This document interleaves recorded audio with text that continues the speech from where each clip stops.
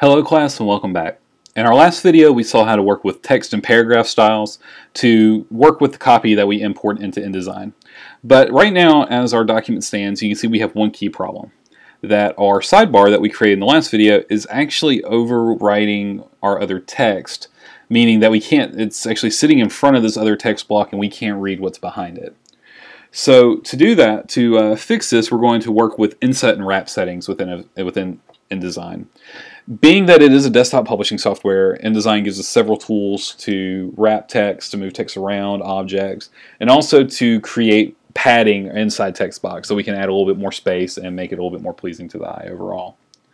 So to start, we're going to zoom in on our document and come down here to the sidebar. We're going to make sure that our sidebar is selected. And we are going to open the text frame options dialog box. If you can't remember how to get to this, it's really simple. Just if you're on a PC, do Control B. If you're on a Mac, do Command B. You come to the text frame options. Here you can see we have different things for numbers, and we can do different things for preview options, so on and so forth. So do make sure that preview is turned on. And inside inset spacing, what you see here, we're going to make sure this is set to 0.1 inch, which you can just type in here if you want to do that, and it changes it everywhere. And you see what we have is we've actually created padding inside this text box, which means that now the text, instead of going all the way to the edge of the column, is actually balanced in between the column and the outer edge of this this text element. Alright, so once we've done that, we're going to open the text wrap panel. But first, let's get rid of this. Let's hit OK to save your styles. And now with your box still open, we're going to go to Window, Text Wrap. And it should be in the same location on both Windows and Mac. Now, with the sidebar frame selected, we're going to make sure that we're going to click the second button in the Text Wrap tool, which is called Wrap Around Bounding Box. Now, I'm going to go ahead and do that, and then I'm going to zoom out. And you can see exactly what happened. We actually filled in this paragraph. Now any text that was behind here got streamed to the next column, and so we do have almost everything here. I'm just going to drop this text wrap over in my sidebar, and my paragraph styles over there so you can see what's going on. But you can see we're still missing a little bit. We still have our red arrow down here indicating that some of the text is hidden. So there's an easy way to fix this. What we're going to do is we're going to select in the left column of the main story, we're going to select the entire third paragraph. So let's see, we're going to come right here and start at aerobic activity and go all the way down to lifestyle. And we're going to make a small change, making sure that this icon is active so all the offset values are the same. We're going to go back to our text wrap document and go to Window Text Wrap. And we are going to make sure that, sorry about that. We are not going to do that. We can dismiss text wrap for now. Just make sure you have the third paragraph selected. We're going to go up to our tracking, and we are going to do -1. Oh, that was -10. Again, -1. This is a very small change. If just looking at it at face value, you can't really tell that we adjusted the leading here. But we did. We actually, the tracking, what we did is we actually squished all the letters together by -1 pixels, which means it condensed everything smaller. But still very much readable, and it works to the fact that we can have our conclusion here, and we can tell that the text is completely placed in to where we need it. So at this point, make sure to save your document. And for the very last part of this project, we're going to be working with tables. When you think about tables in typical documents, you probably think of Microsoft Excel or any other number of table-based programs. InDesign has the option to create tables from scratch, or we can actually import tables from Microsoft Excel, just like we imported text from Microsoft Word. So to do this, we're going to make sure we're on page 2, and we're going to make sure we click on the pasteboard area and make sure we have our selection tool, our black arrow tool selected. So just click once more to make sure you're out of everything, and then go to File, Place, and we're going to go to nutrition.xls and click Open. So here you can see it gives you a lot of options here, and the first one is let's see, we need to make sure the options show that this is sheet 1. We need to make sure that the cell range is A1 through M13. Make sure this is set to ignore view. And use typographer's quotes, yes. We're going to set this as an unformatted table in a basic table style. And click OK. So now again we get our little preview. And we're going to come click inside this area. And so right off the bat you can see that we have this table inserted. And you know, sometimes when you import tables you'll notice that we have a little red arrow, which means not all the content has been brought in. So to show all this, what we're going to do is we're going to drag this text frame up, make it come to the very top, and then we're going to drag this text frame all the way down as far as we need to until we see the entire document. So we'll bring it all the way down to this other edge. And so you can see we now have this full table in here. It shows us everything, and what we want to do is, now that we have this selected, we want to right click and we want to go to we want to control right click this, so hold the control key whether you're on Mac or PC and click, and let's see, we're supposed to be able to see fitting fit frame to content. So to make sure we have the right thing selected here, we're going to drag the text frame with the table to the top edge of the right column. I'm going to drag this over here, and we're going to hold control, click, there we go. And now we're going to go to fitting, fit frame to content. Alright, so now we've extended that over and our frame now fits. So we're going to make sure this is again lined up at the top with our margins, and we are ready to move on to the next piece. So there's a few different ways that we can format cells within InDesign, but the easiest way to do it is again to use your paragraph styles, just like we've used before. So to select your table, you're not going to be able to just go in here and click and select everything like you would text. You know, you'll see that you'll actually drag it around if you do that. So to get in, I want you to double click on the first cell so you see this little cursor blinking. And then you're going to move your cursor up, and you can see how it's changing different arrows right now. You want to make sure it's the diagonal pointing downward arrow. And you want to click, and that selects all your cells in your table. So the very first thing you want to do is come over here to paragraph styles, and we are going to change this to table text. Let's see. We should see this as table text style name right under back heading. Oh, I just missed it. There we go. So there's table text. And you can see it clicks everything and shrinks it down for us very nicely. If the little plus symbol shows up when you're doing this, just make sure to click the little clear overrides when you do that. Alright, so now we've got this down here, but we need to just drag it back up to the top table and zoom in so we can see what we've got going on here. And at this point we're going to double click and go back in, and we're going to just select this one column. Now I did that by again double clicking in our first table cell here and then just hovering above till I get that direct down arrow. You can see that that changes for us. So we're going to change a couple styles here. We're going to change this to be left aligned, which is really simple. Just go up here in your top toolbar and click Align Left. We've got that. And now at this point, make sure that you save before we go on to the next part of the exercise. Alright, so your document's saved. With everything open, what we're going to do is we're going to click in the second cell of the first row and then drag to the right to select all the cells. So what we're looking to select here is select this first one and the second cell here, and we're just going to hover over just like we would do if we were selecting text until all these are highlighted. And then in the table panel, or what you can get to by going to Window, Type in Tables, Table, we can come in here and choose exactly row height. So the row height menu we're looking for is right here. You can see it has these two little arrows, and if you hover over it, it will say row height. Instead of saying at least, let's say exactly.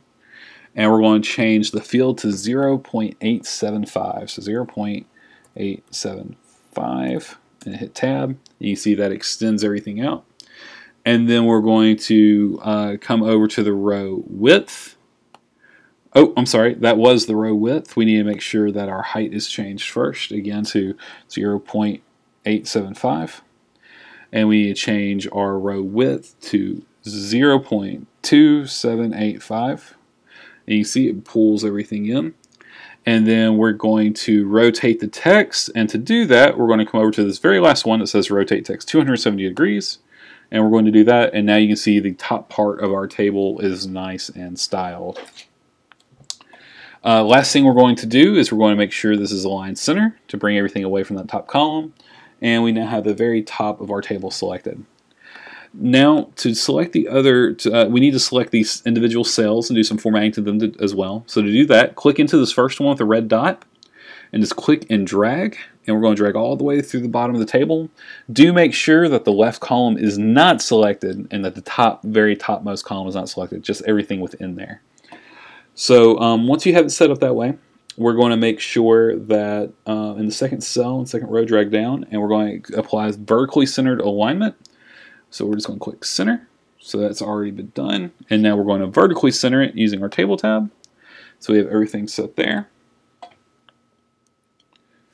And from here, we're going to apply vertical alignment. We're going to make sure the chain icon for the first set is 0. So we're going to undo that.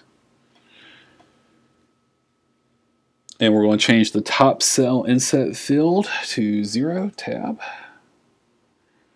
And we're going to come here, and once we've done that, we're going to press tab to apply.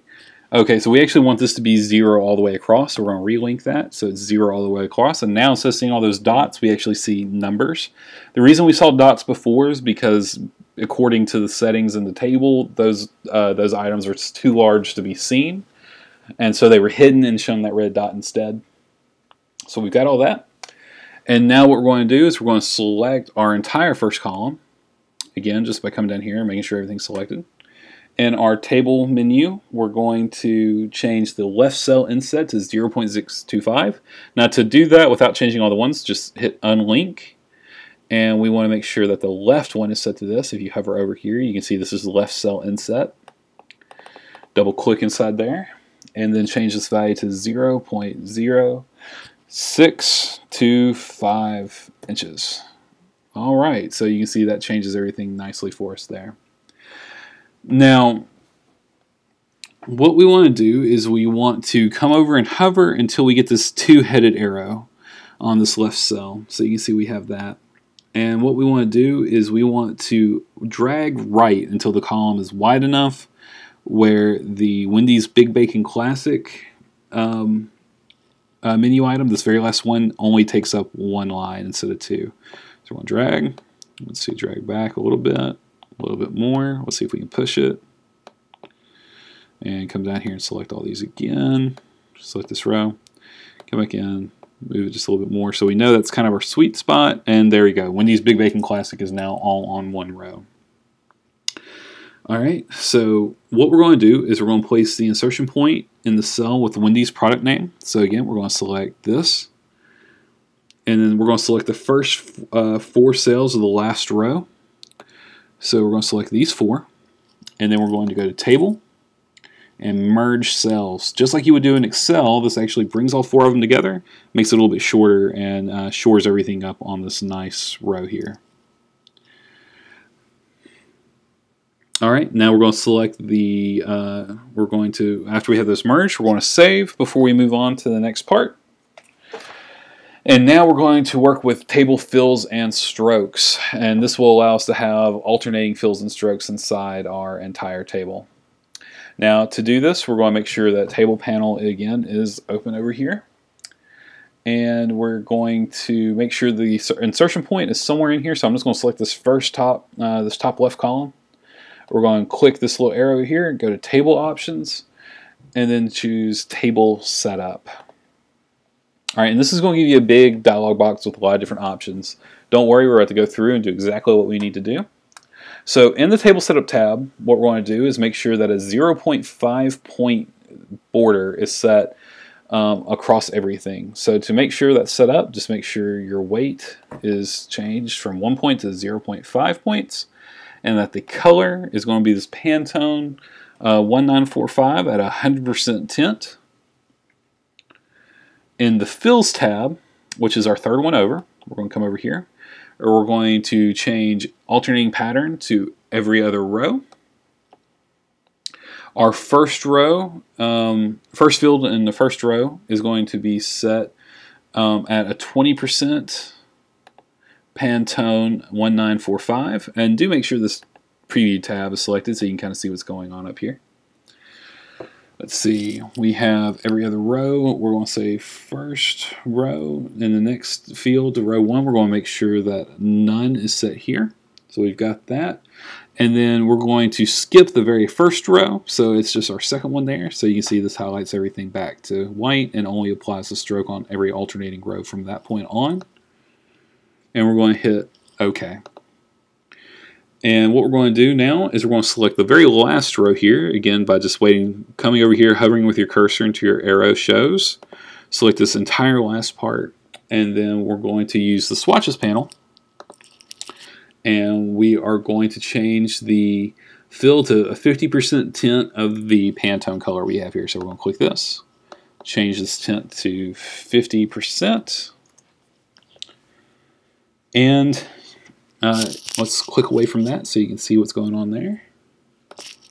Alright, so you can see we have everything selected. We have that darker pink.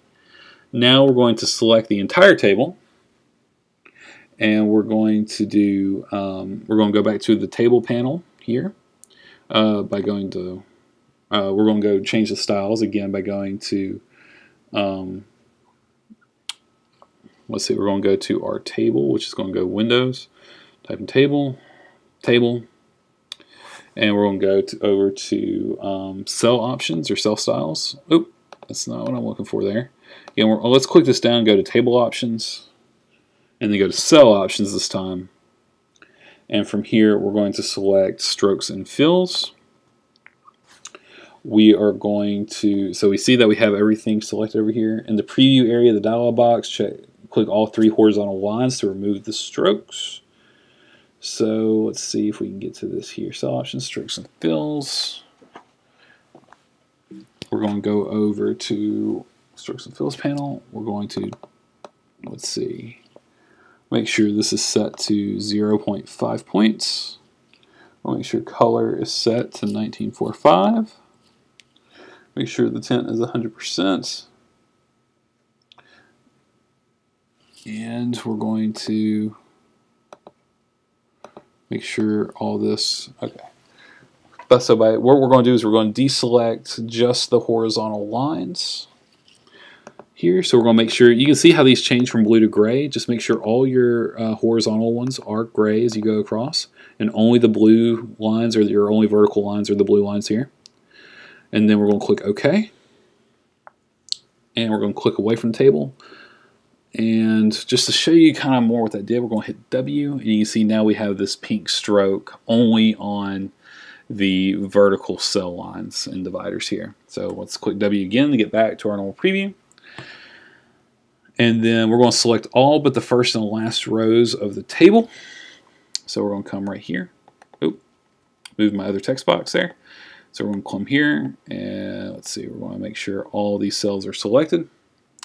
And then we're going to go back here to our cell options once again. We get to that again by going to Window, type in Tables, Table, clicking the option here, and then going to Cell Options dialog box again. And this time we're going to go to our cell options. We're just going to open this up, and we are going to, in our strokes and fills pane, make sure that all 3 vertical lines, to remove those strokes from the active selection. So we're going to remove this one, this one, this, and the last one. Basically, we're doing the same setup, except we're removing the vertical lines this time instead of the horizontal. We're going to change the weight to 0 points, color to black, and then from here we're going to hit OK. So at this point, if we click away, we can see, and let's see, we'll go to W, we'll hit W, click your selection tool, click your pasteboard, and then just hit the W key, and you see how this affected the rest of the strokes. Alright, so from this point we're going to use the selection tool, and we are going to, let me do that, so hit W to get out of this selection tool. We are going to control right click on the table, so control and right click or control, there we go. And from this point we're going to click the table and choose fitting, fit frame to content. So fitting, fit frame to content, alright. And then we're going to drag this table until the right corner of the frame snaps into place in the top right margin guide. So do that. We're going to come click on our table. We're going to move it over here so it snaps in place. With the text frame still selected, we're going to select the second button in the text wrap panel. So we're going to come back to our text wrap panel, click the second button here, and we are going to change the left offset. What we're going to do is we're going to unchain these. We're going to go to our left offset, which is this little panel right here. And we are going to change this to 0.125. Alright, so if I back up, you can see that everything now fits nice and neat. We have our new table here. And at this point, I know there's one more section in the book called Pre-Flighting and Packaging the Job. All this is this is going to take you through defining profiles, how to deal with images, how to set different items there. Really, for our purposes, you don't need to do stage 4. At this point, you can stop where you are in the project. Again, just make sure everything is lined up correctly and everything is set like you want it. Hit save, and then go to the Command E or go to File, Export. And I want you to export this as a PDF, and you can just call this your last name. So for me, it'd be Ferris-Newsletter. Hit save, and all these options should be able to stay as they are. Hit export, and now I'll go over here so you can see where this is at. So we're going to go to my work in progress folder, HeartSmart, a Ferris newsletter, and then if I open that, you can see I've got this PDF all set up, nice and neat, and ready to send to the printer. So at this point, just upload that file to Moodle, and that's it. This will be your last project for the semester, so once you get it uploaded, I will grade those and submit your final grades to Banner. You should be able to see those within the next couple days popping up, and if you have any questions or further concerns about your progress in the course, please just let me know by emailing me at pferris@mc.edu or going through Moodle Quick Mail, and you can find me there as well.